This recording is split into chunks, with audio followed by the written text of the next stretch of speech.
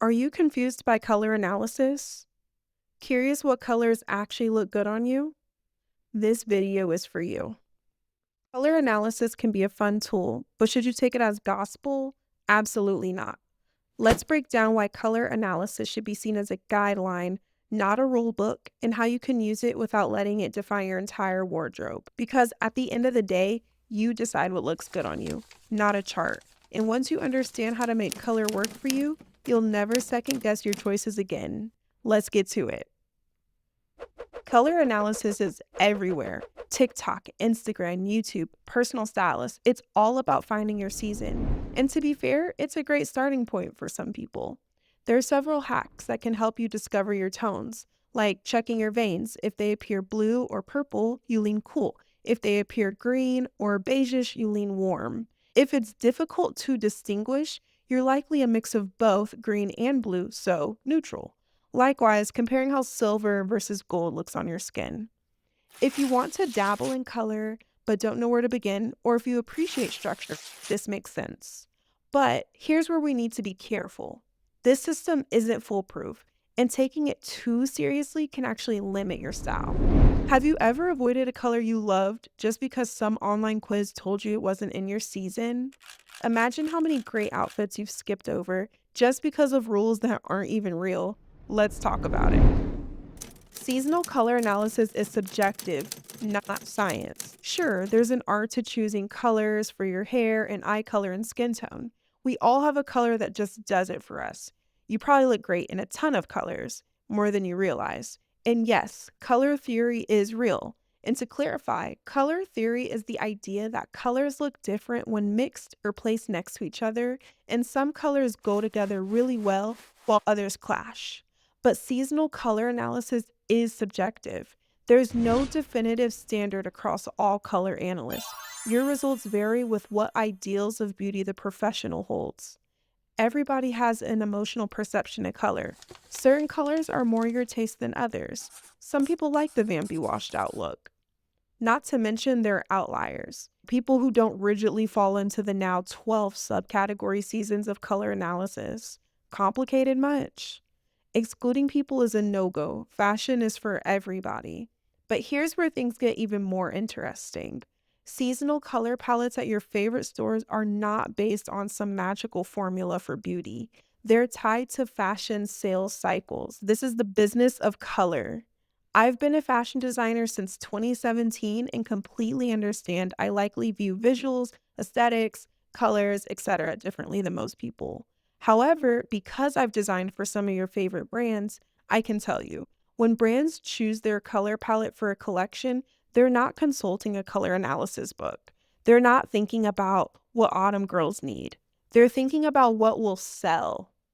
Pantone. This is the dominant company responsible for all color standards used in the fashion industry. They have thousands of hues. Many brands use Pantone's color trend report as a starting point when selecting colors for collections. But ultimately, a color gets picked for a collection based on sales and market trends. That's it. Let's talk about the nuances of color. The thing to note is that every single hue can lean cool, warm, or neutral with slight color manipulation. To the naked eye, it's not always obvious unless that color is compared to another color. So for example, a shade of black may appear just black at first glance, but when you compare it to two other blacks, one may appear more blue, while another can appear more brown. Because of these slight nuances, there's no need to be too rigid about color analysis. And color isn't the only determining factor on how good you look. Sure, it's a good starting point. However, makeup, hair color, and lighting all play an enormous role in how flattering a color looks on you too. Then we have silhouette, fabric, and fit that also play a crucial role in how subjectively good you look in something. And that's just talking about clothing. However, let's stay on the topic of color. What should you do instead? Here's how to find your best colors without feeling trapped by a seasonal palette. If color analysis makes sense to you and works for you, awesome. If it doesn't, keep listening. The fashion police aren't coming to get you. Instead of following your seasonal color analysis diagnosis, What if you considered the colors of your personality or even your current mood?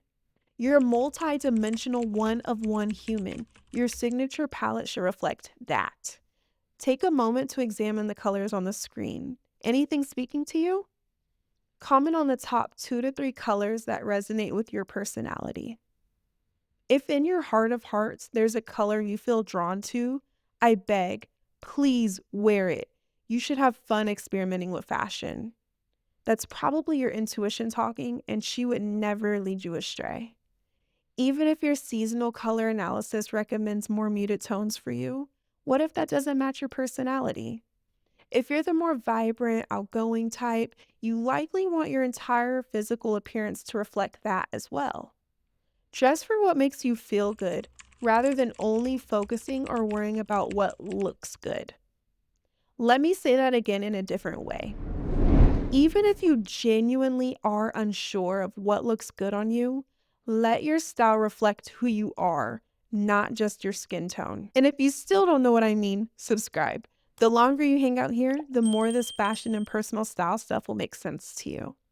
In conclusion, I get that fashion can feel scary to some people. I just want you to know I am not judging you. This channel is a safe space to explore your identity and self-expression. Let color analysis serve as a guide for wardrobe inspiration and a tool for deeper self-discovery. It's great to learn more about your unique characteristics and how certain colors and fabrics interact with your body and skin. Personally, I think you're good to go with the simple knowledge of your tones and whether they lean cool, warm, or neutral. And even with that, take what you will. Rules are meant to be broken.